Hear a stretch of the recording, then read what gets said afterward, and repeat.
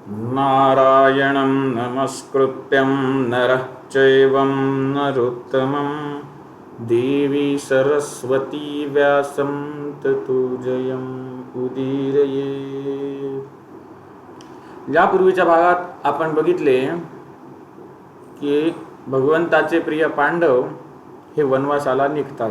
वनवासाला जायची पाळी त्यांच्यावरती काय येते ते सुद्धा आपण बघितलेलं आहे.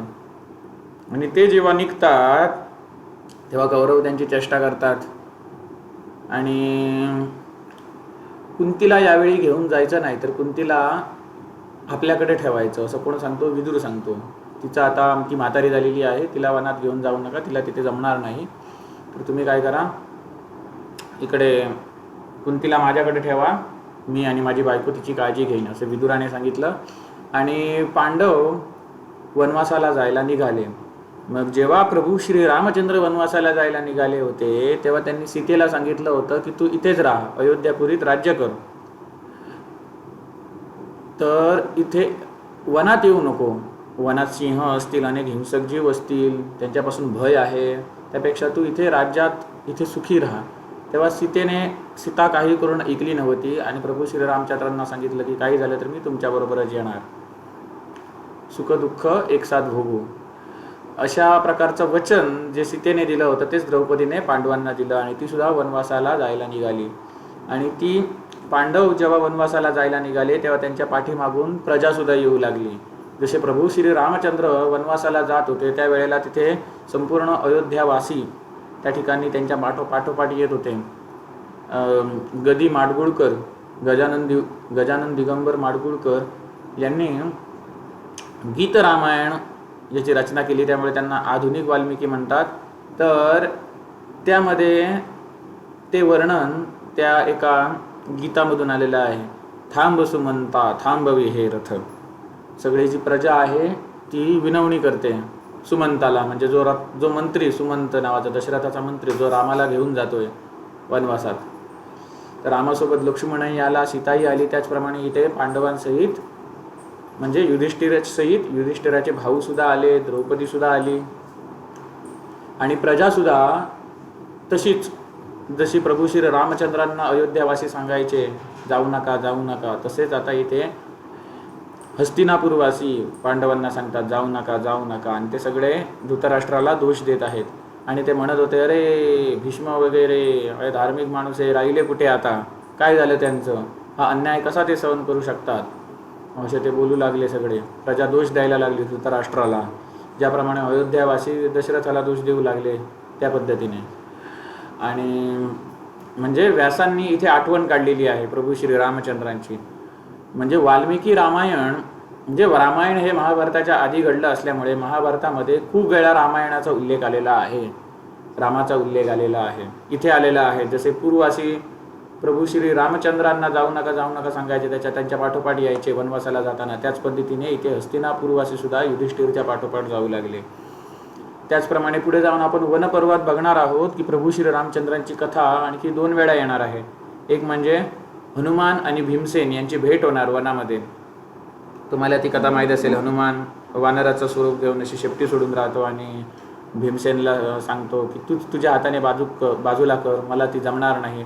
तेव्हा भीमसेन आपल्या हाताने ती शेपटी उचलायला जातो आणि त्याला काही केलं ती जमत नाही. शेवटी तो शरण येतो आणि हनुमान आपलं मूळ स्वरूप प्रकट करतो आणि भीमसेनला प्रभू श्री रामचंद्रांचे थोडक्यात चरित्र सांगतो.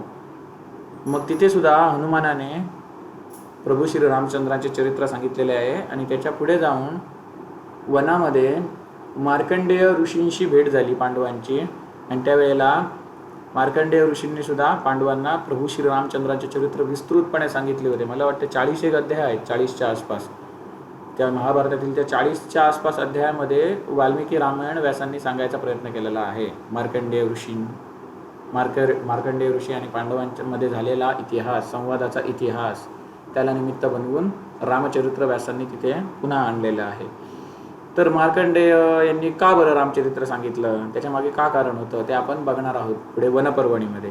तर सभापर्वणी, आदिपर्वणी आपली संपलेली आहे. 18 पर्वे आहेत महाभारतामधले, त्यापैकी जर आदिपर्वणी आहे, आदिपर्व ते संपलेलं आहे. त्यानंतर दुसरं पर्व सभापर्व, त्यातील आता शेवटचा एक अध्याय राहिलेला आहे, तो झालं की त्यानंतर वनपर्व सुरू होणार, वनवासाचं पर्व. मग आता आपण सभापर्वाचा जो शेवटचा एक अध्याय राहिला तो बघूया आणि वनपर्वाला सुरुवात करूया.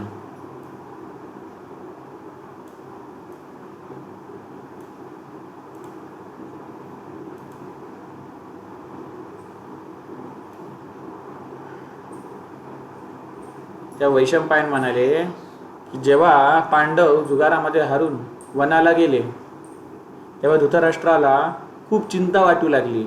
आता इथे धृतराष्ट्राला का बरं चिंता वाटेल? कारण त्याने असा विचार केला की पांडव इतके शक्तिशाली आणि त्यांचा अपमान केला गेला, त्यांना वनवासात पाठवलं गेलं, मग आता ते जेव्हा येणार तेव्हा आपलं काही खरं नाही.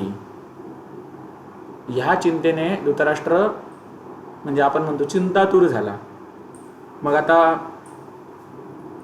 महाराज धृतराष्ट्र मोठमोठ्याने श्वास घेऊ लागला, आतमध्ये श्वास खेचू लागला आपल्या छातीमध्ये, इतका घाबरला झाला, उद्विग्न चित्त झाला, चिंतेमध्ये तो बुडून गेला. आणि हे सर्व संजयाने बघितलं. आणि संजय म्हणाला, आता हा संजय म्हणजे कोण आहे? संजय म्हणजे तोच संजय आहे ज्याने धृतराष्ट्राला संपूर्ण महाभारताचा वृत्तांत सांगितला, ज्याला व्यासांनी दिव्य दृष्टी दिली होती. इथे नाही, पुढे मला वाटतं उद्योग पर्व असेल, त्या उद्योग पर्वणीमध्ये तो उल्लेख आलेला आहे. वेदव्यास संजयाला दिव्य दृष्टी देतात जेणेकरून युद्धामध्ये काय चाललं आहे तो एका जागी बसून संजय धृतराष्ट्राला सांगू शकेल, महालात बसून धृतराष्ट्राला सांगू शकेल. तोच तो हा संजय, त्याने संपूर्ण भगवद्गीता सुद्धा ऐकली होती आणि धृतराष्ट्राला सांगितली होती कृष्ण आणि अर्जुन यांच्यामध्ये काय संवाद झालेला आहे तो. तर तो संजय म्हणाला धृतराष्ट्राला, अरे पृथ्वीनाथ. आता इथे पृथ्वीनाथ का म्हटलेलं आहे? कारण हे जे कौरव होते भीष्म यांच्या प्रतापाने संपूर्ण पृथ्वीवरती यांचा ताबा आला होता आणि बाकीचे सगळे राजे होते ते यांच्या हाताखाली होते. वेगवेगळ्या खंड्यातले वेगवेगळ्या द्वीपावरचे राजे यांच्या हाताखाली होते ते. आणि हे चक्रवर्ती सम्राट होते. हे हस्तिनापूर मोठी काय म्हणतात ते राजधानी, पृथ्वीची राजधानी म्हटलं तरी चालेल, अशा प्रकारची होती ती. तेव्हा संजय म्हणाले, ओ पृथ्वीनाथ. धृतराष्ट्राला संजय सांगतो, धनरत्नांनी संपन्न म्हणजे धनरत्नांनी परिपूर्ण अशा वसुधेवरती, म्हणजेच काय धनरत्नांनी संपन्न अशा पृथ्वीवरती राज्य तुम्ही प्राप्त केलं, म्हणजे तुमच्या मुलांनी प्राप्त केलं. आणि पांडवांना तुम्ही आपल्या देशातून बाहेर काढून टाकलं, वनात पाठवलं. मग तुम्ही आता चिंतातूर का झाला? तुम्हाला शोक का होत आहे? तेव्हा धृतराष्ट्र म्हणाले, अरे जे लोक पांडवांची वैर ठेवतात ते शोकमग्न झाल्याशिवाय कसे काय राहणार? संजय म्हणाले, राजा हे जे काही तुम्ही जे काही केलेले आहात ना तेच तुम्ही आता भोगत आहात. तुम्ही जे केलं ते चुकीचं होतं, त्याच्यामुळे हे असं घडून येते. आता तुम्हाला चिंतेमध्ये पडण्याची वेळ आलेली आहे. हे आता महान वैर उपस्थित झालेलं आहे. त्याच वेळेला जर पांडवांना तुम्ही न्याय दिला असता तर हे दिवस आले नसते आणि पुढील जो काही संकट येणार आहे ते टळले असते, पुढील जो विनाश होणार आहे तो टळला असता. तुम्ही जी काही केलेली चूक आहे, तुम्ही जी काही केलेली कर्तृत्व आहे, त्यामुळे काय झालं, महान वैर उपस्थित झालेला आहे. आणि त्या वैरामुळे संपूर्ण जगतामध्ये जे सगळे संबंधी आहेत त्यांचा विनाश होणार, म्हणजे मोठं युद्ध होणार. मोठं युद्ध म्हणजे महायुद्ध म्हणजे का? फक्त कौरव आणि पांडवच नाही होते, तर काही पृथ्वीवरचे अनेक राजे ज्यांच्यात एकमेकात दुश्मनी होती, तर जर त्यापैकी एक राजा जर पांडवांच्या सैन्याला मिळाला तर त्याचा विरोधी आहे तो कौरवांच्या सैन्याला मिळायचा. अशा प्रकारचं हे महायुद्ध घडतं. तर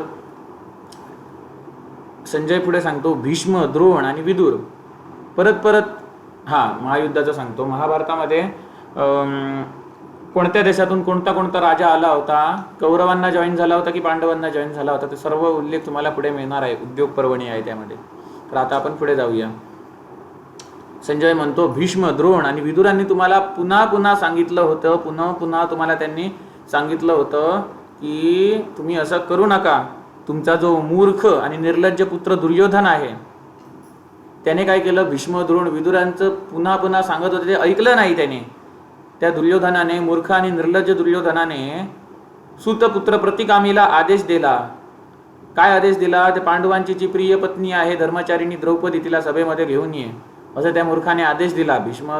भीष्म, द्रोण आणि विदुर हे परत नको सांगत होते, तरी तो निर्लज्ज ऐकला नाही. हे निर्लज्ज शब्द मी नाही वापरलेला आहे, विदुराने वापरला आहे. मूढ म्हणजे मूर्ख आणि निर्लज्ज असा दुर्योधन. देवतालोक, आता देवतालोक म्हणजे देवता, ज्या पुरुषाला पराजय देऊ इच्छितात, म्हणजे देवतांच्या मनात ज्याला हरवायचं आहे, त्याची बुद्धी देवता पहिलेच त्याच्या बुद्धीचं हरण करतात. त्याच्यामुळे तो व्यक्ती आहे तो त्याची बुद्धी जरा उलटीच काम करू लागते, म्हणजे काहीतरी विचित्रत्व वागू लागतो. विनाश काळ जेव्हा त्याच्या जवळ येतो तेव्हा त्याची बुद्धी आहे ती मलिन होते, आणि त्यावेळी त्याला तो अन्याय आहे तोच त्याला न्याय आहे असा वाटतो, आणि न्याय आहे तोच त्याला अन्याय आहे असं वाटतं. आणि अशा प्रकारची त्याची वृत्ती त्याच्या हृदयातून बाहेर पडत नाही.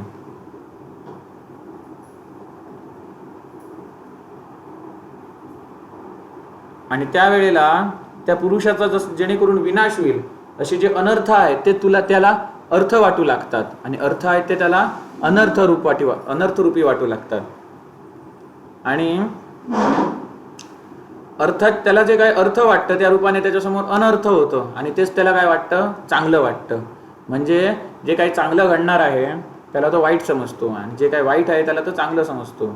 म्हणजे त्याला जे काही चांगलं वाटतं त्या चांगल्याच्या रूपामध्ये वाईट आलं तरी त्याला ते चांगलं वाटतं, ओळखू शकत नाही तो.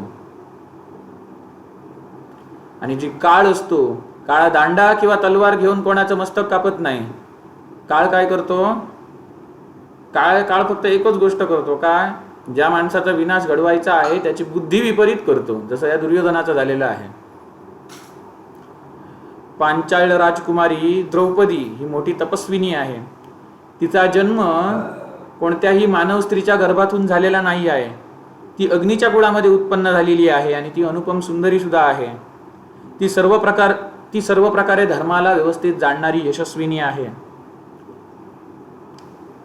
तिला भर सभेमध्ये खेचून आणणाऱ्या दुष्टांनी भयंकर, त्याचप्रमाणे रोमटे उभे करणारे, म्हणजे रोमांच म्हणजे शरीरावरचे केस सगळे उभे राहतील अशा प्रकारे घमासान युद्ध होईल अशी संभावना उत्पन्न केलेली आहे.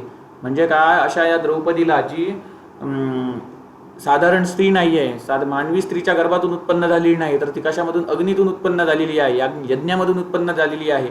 त्या यज्ञसेनी यशस्विनी द्रौपदीला भरसभेमध्ये त्यांनी खेचून आणून त्या दुष्टांनी काय केलं, असा युद्धाला आमंत्रण दिलेलं आहे जे युद्ध महाभयंकर असेल, आणि त्यावरती रोमांच, केस, अंगावरचे केस सुद्धा उभे राहतील अशा प्रकारचं घमासान भयानक अशा युद्धाची संभावना उत्पन्न झालेली आहे. अशा युद्धाला त्यांनी आमंत्रण दिलेलं आहे दुष्टांनी.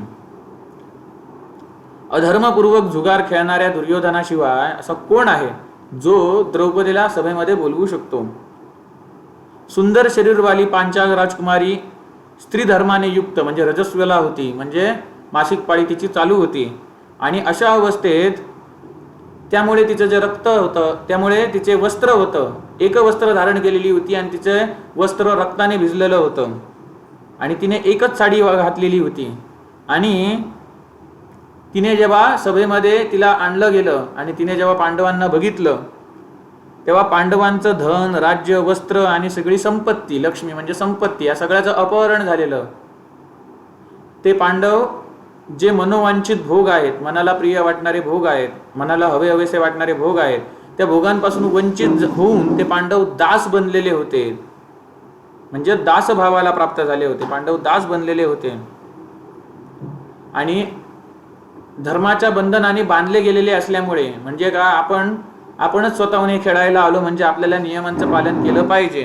त्यामुळे या नियमांच्या बंधनामुळे बांधले गेलेले पांडव असल्यामुळे पराक्रम दाखवणारे ते पांडव असमर्थ झाले होते.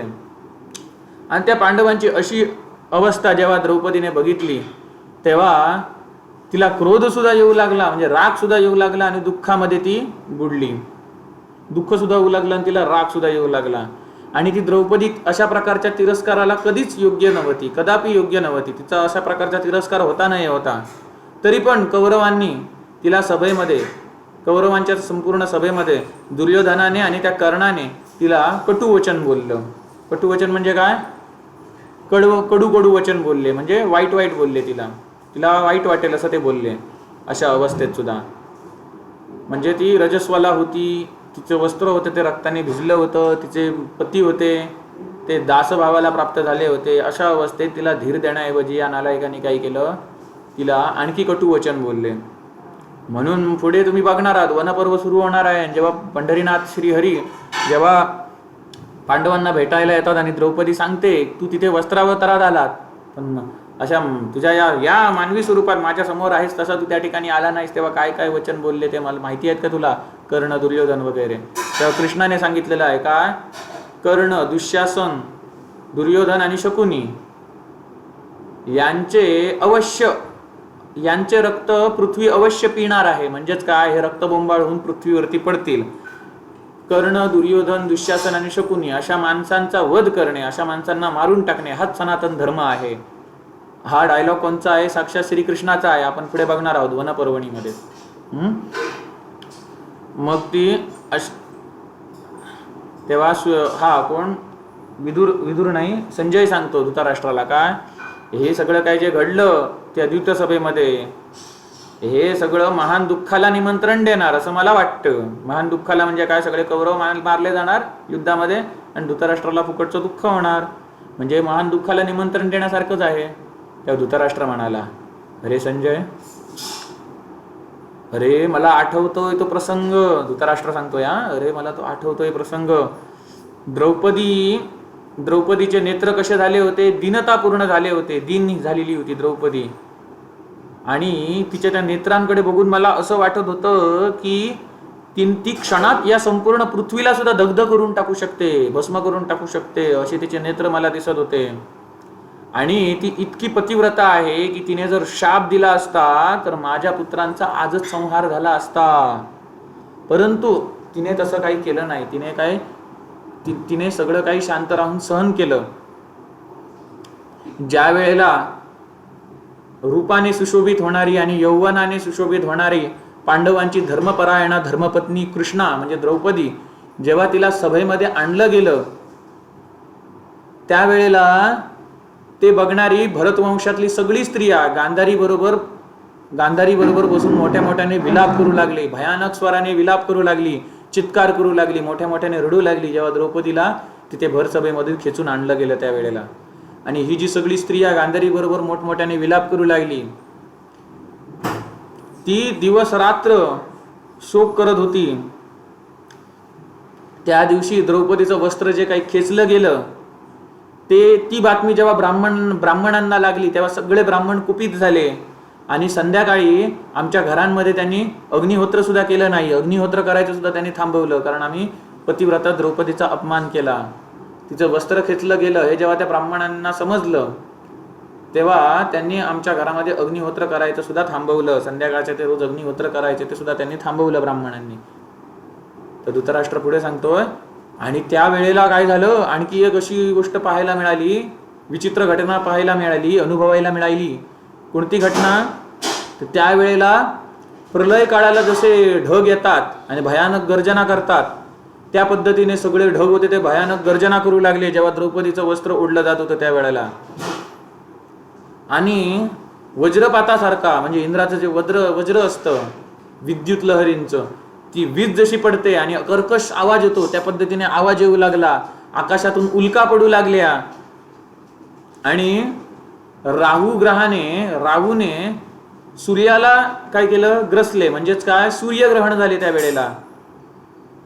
आणि सूर्यग्रहणाची ती वेळ होती आणि प्रजेसाठी अत्यंत घोर भय उपस्थित झालं.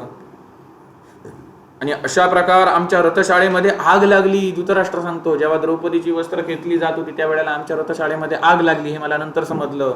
त्यावेळेला आमच्या रथशाळेमध्ये आग लागली आणि रथांवरती जे काय आमचे झेंडे आहेत हस्तिनापूरचे, हत्तीच्या चिन्हांनी युक्त, ते सगळे झेंडे जळू लागले. आणि आमच्या राज्याचा झेंडा म्हणजे आमच्या राज्याचं प्रतीक तेच जळू लागलं. म्हणजेच काय, याचा अर्थ काय होतो की आमच्या राज्याचं पुढे काहीतरी वाईट होणार आहे, मोठं युद्ध होणार आहे आणि आमचे पुत्र मारले जाणार आहेत. ही खूप मोठी अमंगल सूचना. हा काय आला, आपण जे हे म्हणतो ना शकून, शुभ शकून, अशुभ शकून, तसा आमच्या रथशाळेमध्ये आग लागणे आणि आमचे सगळे जे झेंडे आहेत राष्ट्राचे हस्तिनापूरचे ते झेंडे जळून खाक होणे हे अशुभ आहे, अशुभ शकून आहे असा धृतराष्ट्र सांगू लागला. धृतराष्ट्र पुढे सांगतात, दुर्योधनाचे अग्निहोत्राचे जे गृह आहे, म्हणजे ज्या ठिकाणी, ज्या गृहामध्ये, ज्या खोलीमध्ये दुर्योधन अग्निहोत्र करतो, त्या खोलीमध्ये इथे गिदडी हा शब्द आलेला आहे. गिदडी म्हणजे काय? हिंदीमध्ये, मराठीमध्ये गिदड म्हणजे आपलं गिधड नाही, पक्षी नाही. ते गिदडिया म्हणजे काय? तो लांडगा कोल्यासारखा जो भेडिया नावाचा पशु असतो, तो जोराजोरात अशुभ वाणी त्याची मानली जाते, त्याला इथे गिदड शब्द वापरला गेलेला आहे. आणि मराठीमध्ये आपण गिधड नावाचा पक्षी बघतो, तो वेगळा. तर दुर्योधनाच्या अग्निहोत्राच्या खोलीमध्ये ते भेडियासारखे जीव आले आणि मोठ्या मोठ्याने कुकारी घालू लागले. इथे हुआ हुआ असा शब्द आलेला आहे. तसे जोराजोरात ते ओरडू लागले आणि त्यांची आवाज होता तो आम्हाला तिथल्या सभेमध्ये सुद्धा ऐकू आला. आणि त्याचप्रमाणे जे गाढव होते ते मोठ्या मोठ्याने रेकू लागले, तो सुद्धा आवाज आम्हाला त्या द्वितीय सभेमध्ये येऊ लागला. अरे संजय, हे सगळं बघून द्रोणासहित भीष्म, कृपाचार्य, सोमदत्त, महामना बाल्लिक तिथून उठले आणि वाटेला लागले. त्यावेळेला मी सुद्धा खूप घाबरलो आणि विदुराने मला प्रेरणा दिली की आता बाबा काही खरं नाही तुमचं, द्रौपदीचं तुम्ही रक्षण करा, नाहीतर आताच सगळे तुमचे पुत्र मरून जाणार असे उत्पात दिसतात. तर धृतराष्ट्र सांगतात की त्यावेळेला विदुरांनी मला प्रेरणा दिली आणि विदुरांच्या प्रेरणेने मी द्रौपदीला सांगितलं की मी तुला मनोवांछित वर देणार, तुला जे काही वर मागायचे आहेत ते तू मागू शकतेस. त्यावेळेला पांचालीने म्हणजे द्रौपदीने हा वर मागला की पांडव दासभावातून मुक्त होऊ देत. आणि मी सुद्धा तिने जे काही वर मागितले त्यानुसार रथ, धनुष्य इत्यादी सहित पांडवांना त्यांची सगळी जी संपत्ती होती, इंद्रप्रस्थासहित सगळी संपत्ती त्यांना पुन्हा दिली.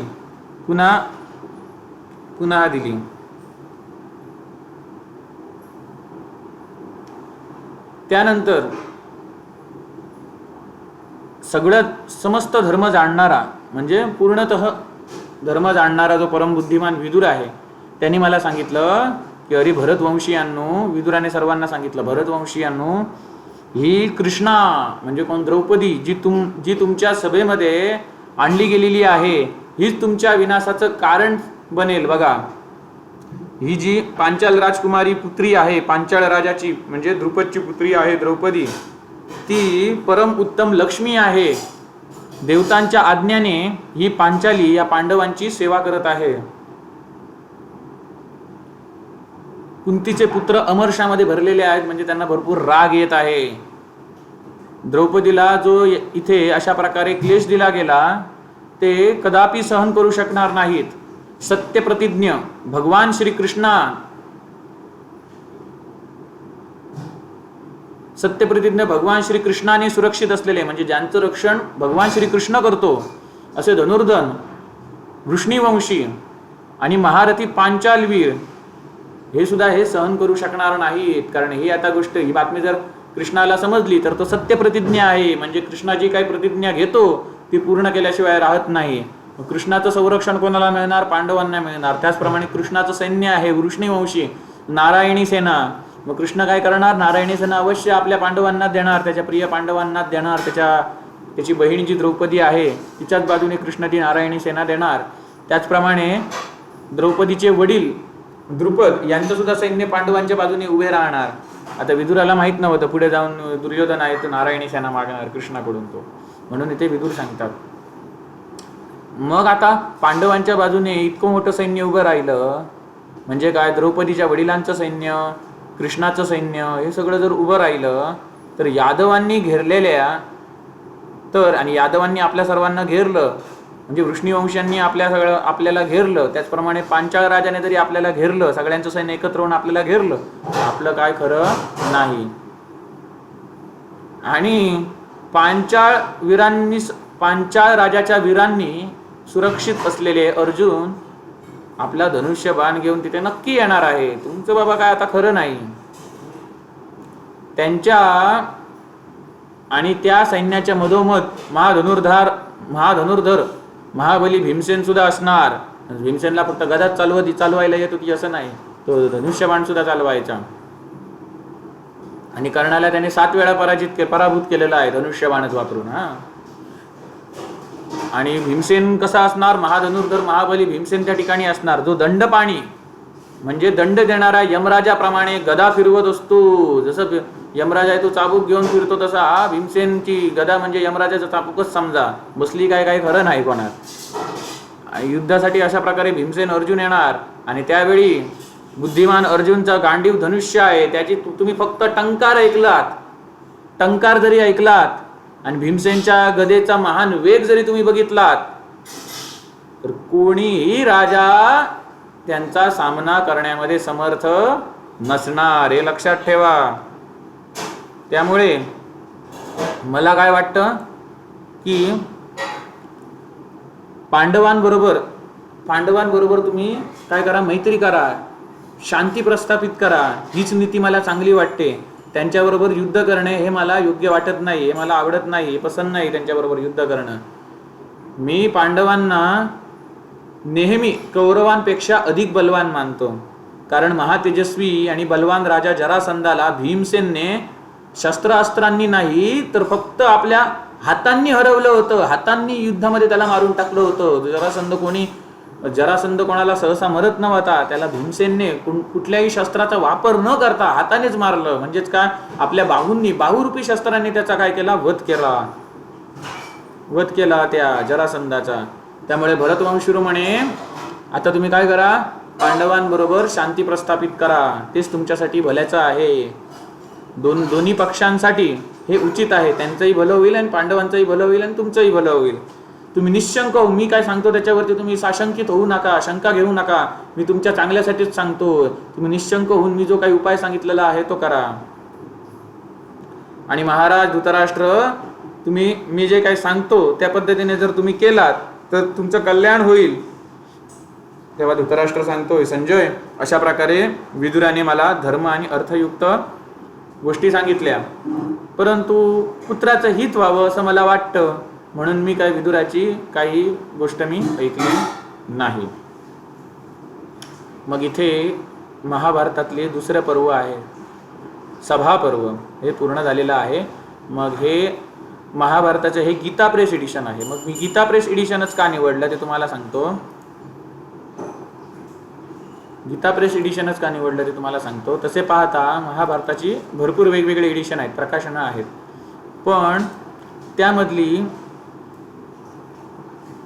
जास्त ऑथेंटिक म्हणजे प्रामाणिक संस्करण जी मानली जातात अशी 3 आहेत. एक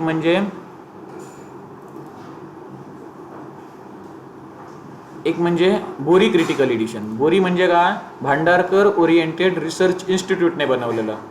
मग यांनी काय केलं, 50 वर्षे महाभारत ग्रंथाचं अध्ययन केलं.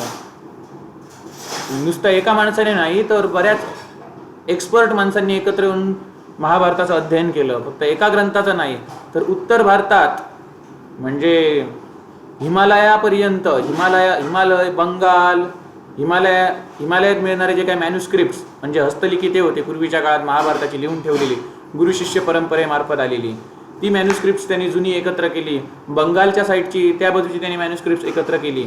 म्हणजे उत्तर भारतात जेवढ्या वेगवेगळ्या प्रती त्यांना मिळाल्या, म्हणजे मला वाटतं 400 का 100च्या आसपास त्यांना त्या प्रती मिळाल्या.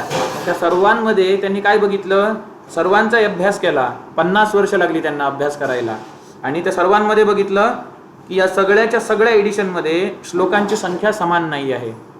मग जे श्लोक सर्व एडिशनमध्ये मिळतात, सर्व प्रकाशनांमध्ये मिळतात, सगळ्या मॅन्युस्क्रिप्टमध्ये मिळतात, हिमालयातल्या सुद्धा हस्तलिखितामध्ये मिळतात, हिमालयातल्या सुद्धा ते मजकूर सापडले त्यांना गुहेमध्ये, त्यामध्ये सुद्धा मिळतात, बंगालमध्ये सुद्धा मिळतात. त्याचप्रमाणे वेगवेगळ्या हिमालयातल्या गुहेमध्ये म्हणजे मंदिरामध्ये त्यांना सापडले. अशा वेगवेगळ्या ठिकाणी जे वेगवेगळ्या राज्यांमध्ये त्यांना जे महाभारताचे जुने पुराणे मॅन्युस्क्रिप्ट सापडले, त्यांमध्ये जे श्लोक सगळ्यांमध्ये कॉमन आहेत ते अगोदरपासून आहेत हे त्यांनी मानले. आणि असे काही श्लोक जे 100% प्रतींपैकी फक्त 1% प्रतीमध्येच मिळतात किंवा 2% प्रतीमध्ये मिळतात, उरलेल्या 98% प्रतींमध्ये मिळत नाहीत, त्या श्लोकांना त्यांनी प्रक्षिप्त मानलं. प्रक्षिप्त म्हणजे काय, नंतर कोणीतरी ॲड केलं असं मानलं. म्हणजे मूळ व्यासांनी लिहिलेल्या महाभारतातले ते श्लोक नाही, तर नंतर कोणीतरी ॲड केलं, काहीतरी त्यांचा स्वार्थ असेल म्हणून. तर त्याचं एक तुम्हाला मी उदाहरण दाखवलं होतं की द्रौपदी स्वयंवरच्या वेळेला कर्ण येतो आणि कर्ण धनुष्य उठवतो आणि टंकार हे काय ते धनुष्याचा प्रत्यंचा लावायला जातो, तेव्हा द्रौपदी म्हणते नाही नाही नाही, मी सुतपुत्राचं वरण करणार नाही, सुतपुत्राला वरणार नाही असं म्हणतं. मग हा श्लोक आहे तो 100% 100% प्रतींपैकी 1% प्रतीमध्ये सापडतो. 100% म्हणजे 1 पेक्षा सुद्धा कमी. म्हणजे 400-500 जर तुम्ही कन्सिडर केल्यात एडिशन, तर त्यापैकी 2-3च प्रतींमध्ये सापडतो. म्हणजेच काय, तो नंतर कोणीतरी ॲड केलेला आहे त्या 1-2 प्रतींमध्ये, आणि उरलेल्या प्रतींमध्ये नाही.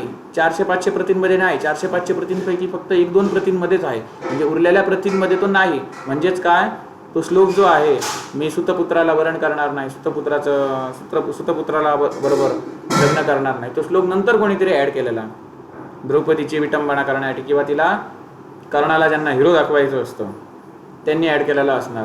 कारण ह्याचा एक दुसरा पुरावा म्हणजे असा की पुढे जाऊन कर्ण भरपूर वेळा आपलं मोठेपण सांगणार, मी असं केलं, मी तसं केलं, मी परशुरामांना प्रसन्न केलं, हे केलं ते केलं. पण त्याच्यामध्ये तो कधीही उल्लेख करत नाही की द्रौपदीच्या स्वयंवराला मी प्रत्यंचा चढवलं होतं आणि द्रौपदीने मला सुतपुत्राला वरणार नाही असं द्रौपदीने म्हटलं. असं कर्णाने कधीच म्हटलेलं नाही आहे संपूर्ण महाभारतामध्ये. पुढे एकही श्लोक नाही ज्यामध्ये असा उल्लेख येत आहे, असा उल्लेख येतो की द्रौपदीने कर्णाने प्रत्यंचा चढवला आणि द्रौपदीने सांगितलं सुतपुत्राबरोबर मी लग्न करणार नाही असं द्रौपदीने सांगितलं.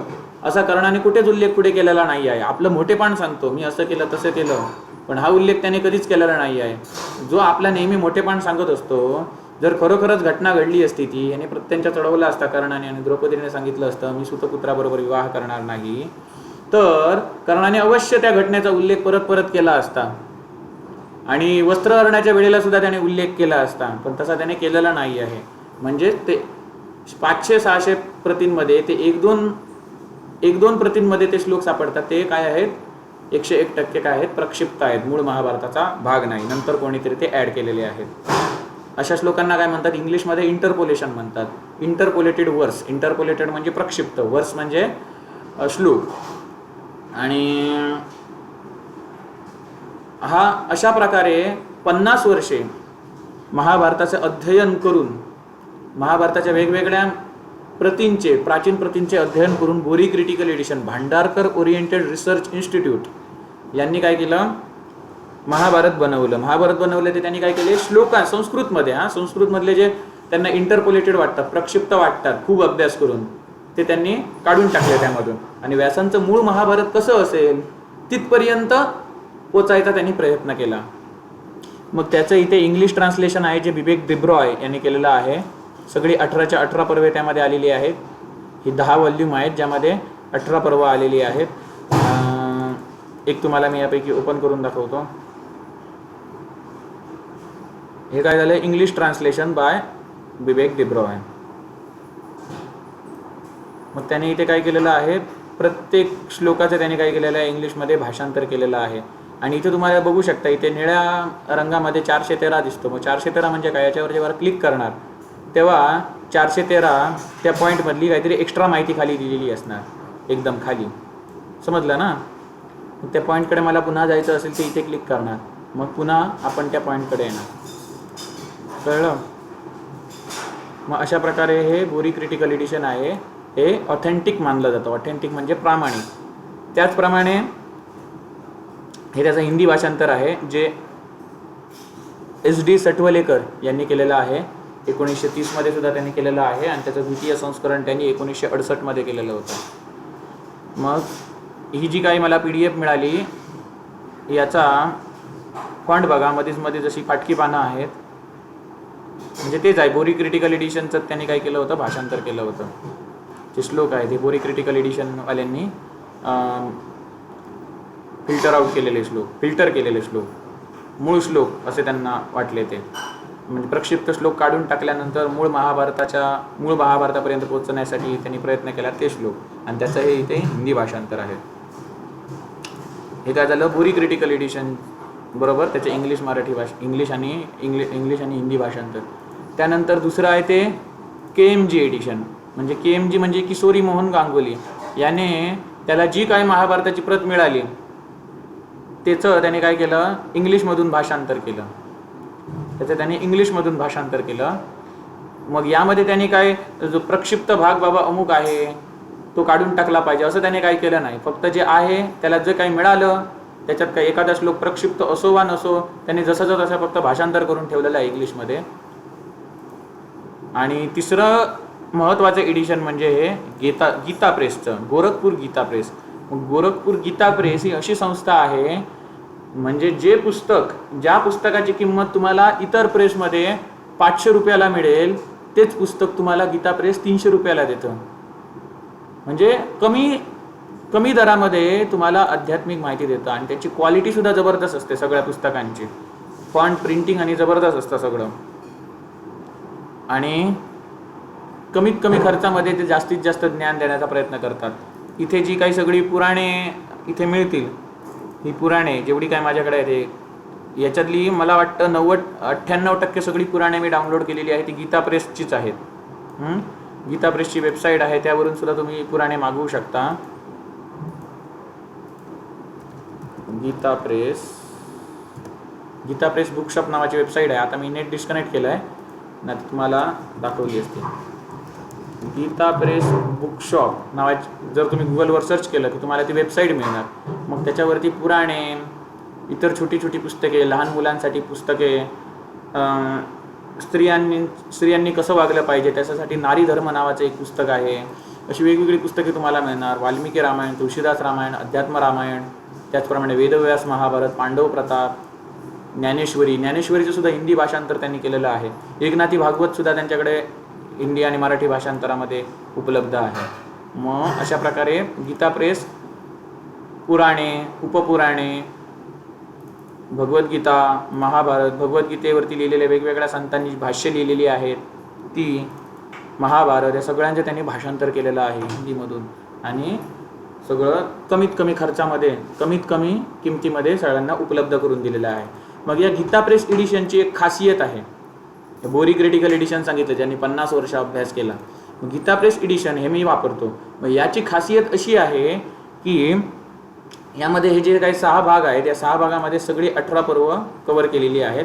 आणि याची खासियत अशी की जे बोरी क्रिटिकल एडिशन आहे भांडारकर ओरिएंटेड रिसर्च इन्स्टिट्यूटने बनवलेलं, 50 वर्ष अध्ययन करून वेगवेगळ्या स्क्रिप्ट्सचं, त्यांनी जास्त करून उत्तर भारतातील प्रती अभ्यासलेले आहेत.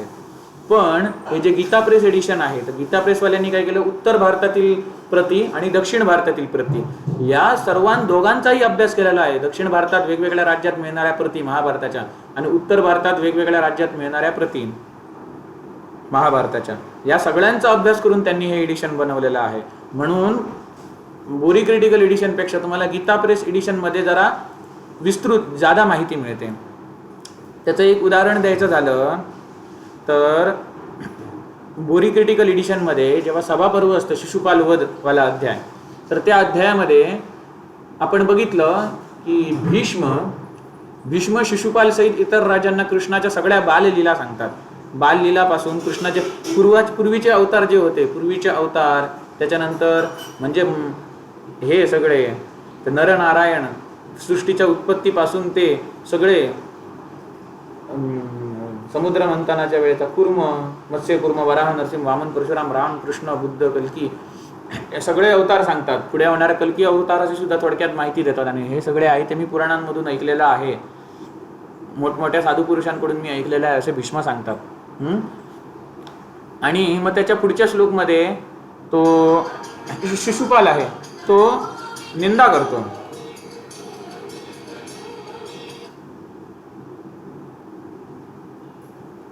शिशुपाल आहे तो निंदा करतो भीष्मांची. हो काय हा म्हातारा बोलतोय वेड्यासारखा, काय त्या कृष्णाने लहान असताना त्या स्त्रीचा वध केला. स्त्रीचा म्हणजे का, कोणाचा, पुतनेचा. मग स्त्रीचं वध करणं हे पाप आहे आणि त्याने स्त्रीचा वध केलं त्याचं मोठेपण सांगतोय. काय तो धेनुकासुराचा वध केला ना, मग धेनुकासूर कोणत्या गाढवाच्या रूपात आला होता, म्हणतो काय त्या पशुला, गाढवाला मारलं ज्याला काय बोलता येत नाही, अशाला मारलं, ते काय तू मोठेपण काय सांगतात. गोवर्धन उचललं तर तो काय सांगत होता, अरे काय गोवर म्हणजे गाईचं शेण, ते हातात उचललं असेल, तू पर्वत उचललं म्हणून सांगतोस. आणि त्यानंतर आणि काय सांगाय, कालिया नागाच्या वधाबद्दल सांगू लागला, कालिया नागाच्या दमनाबद्दल सांगू लागला, कालिया दमनबद्दल. काय त्या एका सापाला त्याने पळवून लावलं तर काय त्याचा मोठेपण सांगतोय, असं शिशुपाल त्याची निंदा करू लागला. पण जे बोरी क्रिटिकल एडिशन आहे भांडारकर ओरिएंटेड क्रिटिकल एडिशनमध्ये, त्यांनी मुख्यत्वे करून महाभारताच्या त्याच प्रतींचा जास्त अभ्यास केलेला आहे जे उत्तर भारतातील राज्यांमध्ये सापडतात. तर त्यांमध्ये कृष्णचरित्र आहे ते लुप्त केले गेलेले आहे. का कोणी लुप्त केले? कारण उत्तर भारतावरती मुघल साम्राज्याचा अटॅक झाला होता. मुघल साम्राज्य, ब्रिटिश यांनी काय केलं होते, आक्रमण केले होते आणि त्यांनी आपल्या ग्रंथांमध्ये छेडछाड करण्याची प्रयत्न केला. पण गीता प्रेस सारख्या संस्था आहेत, त्यांनी मूळ श्लोक आपल्यापर्यंत पोहोचवायचं काम केलं आणि सगळे प्रिंटेड स्वरूपात आपल्यामध्ये आणले आणि आता सध्याच्या काळात आपल्यासमोर ते PDF स्वरूपात सुद्धा आहेत. तर त्यावेळेला काय झालं, नालंदा, तक्षशिला सारख्या वैदिक युनिव्हर्सिटीज होत्या जिथे ग्रीक बाहेरच्या देशातले लोक यायचे शिकण्यासाठी. तर त्या नालंदा, तक्षशिलासारख्या विद्यापीठ होते त्यांनी जाळून टाकली. जवळपास मला वाटतं अर्धा वर्ष, 4 ते 6 महिने ती आग जळतच होती, एवढे ग्रंथ जाळले गेले. मग अशा प्रकारे बराचसा पार्ट होता, बराचसा भाग ग्रंथांमधला तो लुप्त झाला. तो उत्तर भारतातील प्रतींमध्ये सहसा मिळत नाही, पण दक्षिण भारतातील प्रतींमध्ये मिळतो. कारण दक्षिण भारतातील लोकांमध्ये तुम्ही बघाल की दक्षिण भारतातील लोक हे खूप धार्मिक असतात. जे परकीय संस्कृतीला, जे बाहेरच्या संस्कृतीला ज्यांनी ॲक्सेप्ट केलं, म्हणजे कुंकू लावत नाहीत ज्या स्त्रिया, साडी नेसत नाहीत, बाहेरच्या संस्कृतीनुसार कपडे घालतात, जे नाम लावत नाही असे पुरुष, अशा प्रकारचे लोक तुम्हाला उत्तर भारतात जास्त आढळतील. पण दक्षिण भारतात तुम्हाला कोण आढळणार? पुरुष आहेत ते नाम लावणारे असणार, एकतर शिवभक्त असतील तर असे आडवे काय म्हणतात त्याला,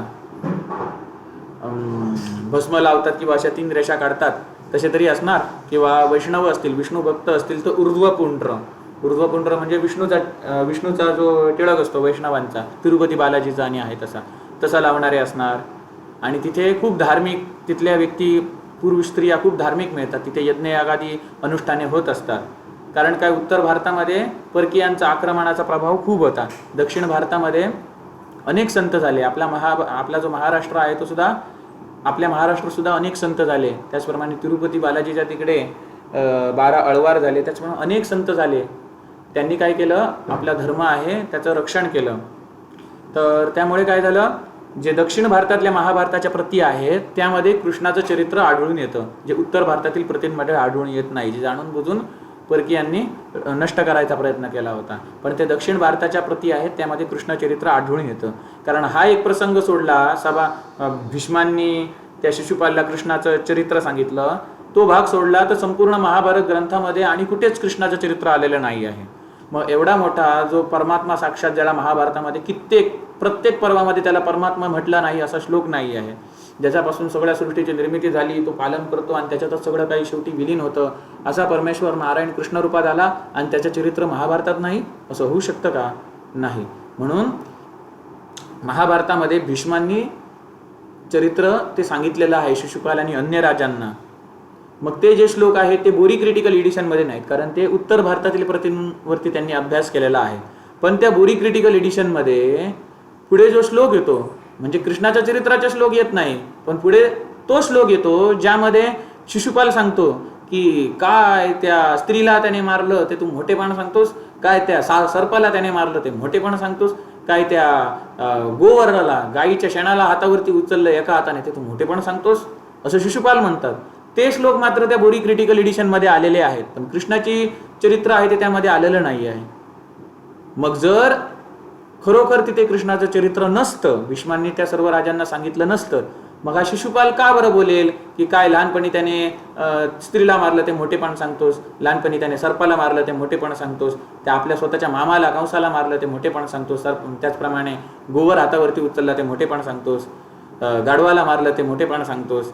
मग हे शिशुपाल अचानक त्याच सिक्वेन्सने, त्याच क्रमाने का बोलला असेल? जर ते कृष्णाचं चरित्र जर भीष्मांनी शिशुपालला सांगितलं नसेल, कृष्णाचं चरित्र भीष्मांनी शिशुपालला ज्या क्रमाने सांगितलं त्याच क्रमाने शिशुपालने त्याला प्रतिसाद द्यायचा प्रयत्न केला, त्याच क्रमाने. मग तो शिशुपालने दिलेला जो प्रतिसाद आहे कृष्णचरित्राला, तो मात्र बोरी क्रिटिकल एडिशनमध्ये आलेला आहे, पण कृष्णाचं चरित्र मात्र आलेलं नाही. मग ही तिथे विसंगती आहे. जर कृष्णाचं चरित्र तिथे आलं नसतं तर शिशुपाल सुद्धा त्याला प्रतिसाद देणार नसता. स्त्रीला मारून काय मोठं काम केलं का, गोवर हातावरती उचलून काय मोठं काम केलं का, सर्पाला मारून काय मोठं काम केलं का, आपल्या मामाला मारून काय मोठं काम केलं का, हे का बरं बोलला असता, काही विषयच येत नाही जर कृष्णाचं चरित्र भीष्मांनी सांगितलं नसतं तर. कळलं ना. म्हणून बोरी क्रिटिकल एडिशन आहे, त्यामध्ये फक्त उत्तर भारतातील ज्या प्रती मिळतात त्यांचाच अभ्यास केलेला आहे. पण हे गीता प्रेसचं जे एडिशन आहे, संस्करण आहे, त्यामध्ये उत्तर भारत आणि दक्षिण भारत या दोघांचा अभ्यास केलेला आहे. त्यामुळे यामध्ये तुम्हाला कृष्णाचं चरित्र सुद्धा मिळणार, महाभारतामध्ये कृष्णाचं चरित्र सुद्धा मिळणार.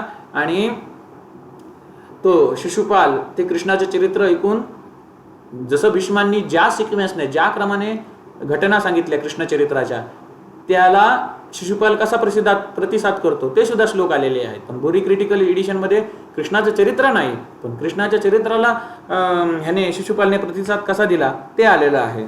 त्यामुळे बोरी क्रिटिकल एडिशनमुळे मध्ये ही विसंगती आहे. त्यामुळे मी बोरी क्रिटिकल एडिशन निवडलं नाही, मी गीता प्रेस एडिशन निवडलं. कारण गीता प्रेस एडिशनवाले यांचा फक्त महाभारतावरच अभ्यास नाही, तर त्यांनी वाल्मिकी रामायणावरती सुद्धा त्यांचा अभ्यास आहे, तुळशीदास रामायणावरती सुद्धा त्यांचा अभ्यास आहे, त्यांच्या टीमचा अध्यात्म रामायणावरती सुद्धा त्यांचा अभ्यास आहे, पांडव प्रताप या ग्रंथावरती सुद्धा त्यांचा अभ्यास आहे, ज्ञानेश्वरीवरती सुद्धा अभ्यास आहे, साधक संजीवनी नावाची भगवद्गीतेवरती जे भाष्य लिहिलेलं आहे श्री राम सुखदास यांनी लिहिलेलं त्याच्यावरती अभ्यास आहे. शंकराचार्यांनी सुद्धा जे ग्रंथ लिहिलेले आहेत भगवद्गीतेवरती भाष्य लिहिलेले आहे, सगळ्या आचार्यांनी लिहिलेले जे काही प्रती बऱ्याच आचार्यांनी लिहिलेले वैदिक वाङ्मय आहे त्या सर्वावरती त्यांचा अभ्यास आहे. आणि या गीता प्रेस एडिशनचा आणखी एक महत्त्वाची खासियत म्हणजे अशी आहे की जर एखादं काहीतरी न समजण्यासारखं घटना असेल तर तिथे ते स्टार देतात आणि स्टार किंवा एखादं चिन्ह देतात. ते चिन्ह खाली तुम्हाला फुटरमध्ये लिहिलेलं दिसतं, मग त्याचा विस्तृत अर्थ सांगतात. जसे की समजा हे असेल, एक घटना असेल की नारदाने कंसाला येऊन सांगितलं की हे बाबा, देवकीला जे पहिले पुत्र झालेले आहेत त्यांना सुद्धा तुला मारून टाकलं पाहिजे, कारण देवता कपटी आहेत, 8व्या जन्माला येणार सांगतील आणि पहिल्याच जन्माला घालतील, त्यांचं काय सांगता येत. आणि 8वा पुत्र कुठून मोजणार, पहिल्यापासून मोजला तर 8वा कोण, आणि शेवटून मोजला तर 8वा कोण, दुसऱ्यापासून मोजला तर 8वा कोण, तिसऱ्यापासून मोजला तर 8वा कोण. त्यामुळे तुझं काय खरं नाही, मारलं पाहिजे. मग गीता प्रेस एडिशनमध्ये तिथे स्टार दिला गेलेला आहे. विष्णू पुराणचं जरी गीता प्रेस एडिशन असेल तरी तिथे स्टार दिला गेलेला आहे. त्या स्टारच्या ठिकाणी खाली अर्थ काय तो फुटरमध्ये दिलेला आहे. फुटरमध्ये त्यांनी सांगितलं अमुक अमुक पुराणांमध्ये उल्लेख मिळतो की ते जे पहिले 6 बालक देवकीच्या उदरी जन्माला आले होते ते 6 बालक पूर्वीच्या जन्मात हिरण्यकशिपूचे पुत्र होते, आणि हिरण्यकशिपूचे पुत्र असल्याने प्रल्हादाच्या भक्तीने ते प्रेरित झाले आणि विष्णू भक्ती करू लागले होते. तेव्हा हिरण्यकशिपूने त्यांना शाप दिला होता की तुम्ही तुमच्या मृत्यूचे कारण तुमचा बापच ठरेल. म्हणजे वसुदेव कंसाला दिलेल्या वचनानुसार एक बाळ, म्हणजे वसुदेवाने वचन दिलं ना कंसाला, तू हिला देवकीला मारू नको, जे काही बाळ जन्माला येईल ते मी तुझ्या स्वाधीन करेन असं. तर सांगायचा उद्देश असा की अमुक अमुक पुराणात हे असं असं, अमुक अमुक पुराणातल्या अमुक अमुक स्कंदातील अमुक अमुक अध्यायामध्ये हे असं असं, अमुक अमुक अध्यायातील अमुक अमुक श्लोकामध्ये असा असा उल्लेख मिळतो. म्हणजे जादा माहिती गीता प्रेसवाल्यांनी दिलेली आहे प्रत्येक पुराणामध्ये, म्हणजे एक प्रकारे भाष्यच समजा एक्स्ट्रा माहितीसाठी. त्याच्यामुळे या गीता प्रेस संस्था त्याचे पुराणे वेद वेगवेगळे सगळ्या प्रकारच्या वैदिक ग्रंथांवरती त्यांचा अभ्यास आहे. आणि त्यांनी हे महाभारत भाषांतरित केलेलं आहे. ते सुद्धा फक्त उत्तर भारतातल्याच प्रती नाही तर दक्षिण भारतातल्या सुद्धा प्रतींचा अभ्यास करून हे एडिशन बनवलेलं आहे. म्हणजे बोरी क्रिटिकल एडिशन अगोदर बनवलं गेलं आणि त्यानंतर हे गीता प्रेसवाल्यांनी हे एडिशन बनवलं. म्हणून मी हे गीता प्रेस एडिशन आहे त्याला मोस्ट ऑथेंटिक मानून तुम्हाला याच्या आधारावरती कथा सांगतो. कारण गीता प्रेस एडिशन हे आहे ते मोस्ट ऑथेंटिक आहे. बोरी क्रिटिकल एडिशनमध्ये एक फॉल्ट मला मिळाला तर तुम्हाला मी सांगितला आत्ताच कृष्णचरित्राबद्दल, तो कसा विसंगत आहे तो तुम्हाला सांगितला. तरी मी बोरी क्रिटिकल एडिशनला कमी समजत नाही. त्यांनी सुद्धा बरीच 50 वर्षे खूप त्यांनी प्रयत्न केले मिळवण्यासाठी. दक्षिण भारतातील का नाही होईना पण उत्तर भारतातील फिरून सगळीकडे फिरून त्यांनी प्रति गोळा केल्या, मानलं पाहिजे त्यांना सुद्धा. ठीक आहे. तर म्हणून इथे गीता प्रेस एडिशनचं जेव्हा हे आदिपर्व संपतं तेव्हा इथे त्यांनी सांगितलेलं आहे कि महाभारत मासिक पत्र के इस 5वें अंक में सभा पर्व समाप्त होकर वन पर्व का आरंभ हो रहा है. आदि पर्व की भांति सभा पर्व में भी दाक्षिणात्य पाठ म्हणजे साऊथ इंडियन जे मॅन्युस्क्रिप्ट मिळाले त्यापैकी आदि पर्वाप्रमाणे सभा पर्वामध्ये सुद्धा दाक्षिणात्य ज्या काही प्रती मिळाल्या आहेत त्यांचे सुद्धा श्लोक घेतले गेलेले आहेत. विशेषतः 38व्या अध्यायामध्ये भगवान श्रीकृष्णाच्या अवतारांचे जे संक्षिप्त आणि भगवंताच्या वेगवेगळ्या अवतारांचे जे संक्षिप्त आणि कृष्ण अवताराचे विशेष वर्णन दाक्षिणात्य प्रतींमध्ये उपलब्ध होते ते त्या प्रसंगानुसार तिकडे घेतलं गेलेलं आहे. 761 श्लोकापासून ते सुरू केलेलं आहे. आणि भगवंताचे जे चरित्र आहे त्याचे हे जे श्लोक आहेत ते अत्यंत उपयोगी आहेत, आवश्यक आहेत. राजसू यज्ञामध्ये भगवान श्रीकृष्णाची अग्रपूजा व्हावी अशा त्या प्रसंगामध्ये भीष्मांनी खूप अशा अनेक संत महात्मांपासून अनेक संत महात्मांकडून त्यांच्या मुखातून जी काही कृष्णाची महिमा ऐकली होती त्याच्या पूर्व अवतारांची आणि या सध्याच्या अवताराची, ती युधिष्ठिराच्या मनामध्ये हे आलं ना, निर्णय आला. म्हणजे युधिष्ठिरच्या मनामध्ये इच्छा झाली, मला विस्तृतपणे जरा सांगा. तेव्हा युधिष्ठिरने विचारल्यानुसार त्यांनी शिशुपालच्या समोर सर्व राजांना कृष्णाची लीला चरित्र सांगितलं होतं. आणि 41व्या अध्यायामध्ये आणि त्याच्या 38व्या अध्यायाच्या नंतर पुढे जेव्हा 38, 39, 40 आणि पुढे जेव्हा 41वा अध्याय येतो त्यामध्ये सगळं कृष्णाचे चरित्र भीष्मांनी सांगून झाल्यानंतर शिशुपाल निंदा करतो. शिशुपालने जे काही सांगितलं आहे ते पुतनावध, शकटभंजन म्हणजे एक ती बैलगाडीसारखी असते, त्याच्यावरती अदृश्य स्वरूपात एक असुर आलेला असतो. कृष्ण त्याच्यावरती लाथ मारतो पाळण्यातच असताना आणि तो राक्षस तिथल्या तिथे मरतो. तर शकटभंजन, तृणावर्त उद्धार, यमलार्जुन भंग, बकासुरवध, कालिया दमन, केशी अरिष्टासुरवध, कंस संहार इत्यादी बाललीलांचं वर्णन जर भीष्मांनी केलं नसतं तर शिशुपाल त्यांचा नामोल्लेख कसा, शिशुपालने त्यांच्या नावांचा उल्लेख कसा काय केला असतं या सगळ्यांचा.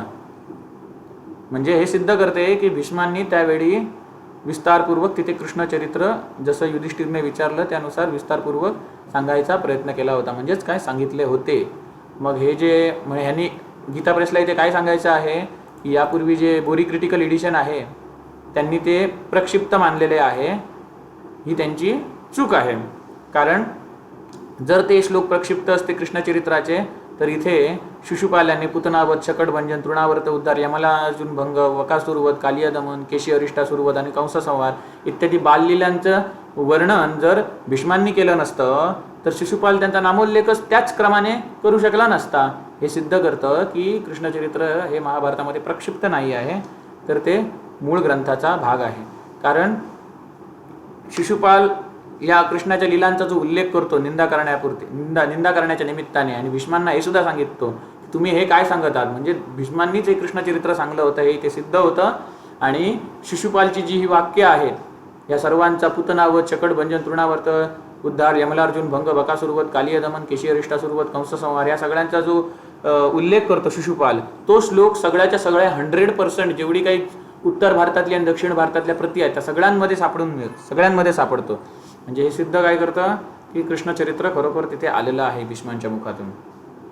त्यानंतर गीता प्रेसवाले पुढे इथे आपल्याला वनपर्वाचा प्रसंग सांगतात. वनपर्व के प्रसंग भी बड़े मार्मिक और उपादेय है. पांडवों की कष्ट सहिष्णुता, साहस, उत्साह, धैर्य, संकट काल में भी धर्मपालन की दृढ़ता, म्हणजे संकटात आले तरी तो धर्मपालन कसं करायचे दृढ़पणे, इत्यादि बातें सदा ही पढ़ने, मनन करने और जीवन में उतारने योग्य है. इस पर्व में अनेकानेक राजर्षियों, महर्षियों, त्याग एवं के त्याग एवं तपस्यामय जीवन की झाकी देखने को मिलती है. म्हणजे असे अनेक राजा, जसे नळ दमयंतीपैकी नळ असेल, त्याला सुद्धा वनवास भोगावा लागला होता जुगाराच्या नादाने लागून, जुगारामुळे. मग त्याने परत आपलं राज्य कसं प्राप्त केलं. त्याचप्रमाणे रामांना, प्रभू श्री रामचंद्रांना सुद्धा भोगावा लागला होता वनवास. त्यांनी धर्माचं पालन करूनच कशा प्रकारे आपलं राज्य पुन्हा प्राप्त केलं, असुरांचा नाश केला, हे सगळं तुम्हाला तिथे ऐकायला मिळेल. इस पर्व में अनेकानेक राजर्षियों, महर्षियों के त्याग एवं तपस्यामय जीवन की झांकी देखने को मिलती है. इसमें तीर्थ सेवन, दान, यज्ञ, परोपकार, धर्माचरण, सत्यपरायणता, त्याग, वैराग्य, पातिव्रत्य, तपस्या तथा सत्संग इत्यादि के महत्व का बहुत सुंदर निरूपण है. शांति पर्व की भांति यह पर्व भी सदा समादरणीय सदुपदेशों से ही भरा हुआ है. शांती पर्व महाभारतातले त्याची विशेषता अशी आहे की म्हटलं जातं की संपूर्ण महाभारत वाचून जे काही फळ मिळतं तेच पर्व फक्त महाभारतातील एक शांती पर्व वाचून मिळतं. मग शांती पर्वाप्रमाणे हे जे वनपर्व आहे ते सुद्धा उपदेशांनी, सदुपदेशांनी भरलेलं आहे, चांगल्या चांगल्या उपदेशांनी भरलेलं आहे. त्यामध्ये नल दमयंती, सत्यवान सावित्री आणि रामायणाची सुद्धा कथा त्यामध्ये आलेली आहे.